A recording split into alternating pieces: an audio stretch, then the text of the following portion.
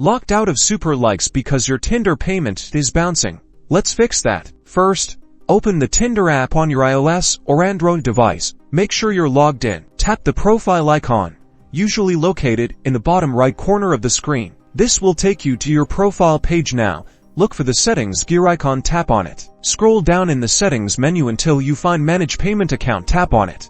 Here, you'll see your current payment method. If you are using an Android, you'll see options related to Google Play. On iOS, you'll see options related to Apple Pay or whatever payment method you have linked. You can add a new card, PayPal account, or other accepted payment type through your Apple or Google account settings, which Tinder uses for billing. To remove an existing payment method, follow the prompts within Google Play or Apple Pay to delete the old card or account you no longer want to use. If you are seeing an error, double-check that the new payment information is correct and that the card is not expired. Also ensure that you have sufficient funds. Still having trouble? Visit Tinder's Help Center on their website for more detailed troubleshooting, or contact their support team directly, and that's it.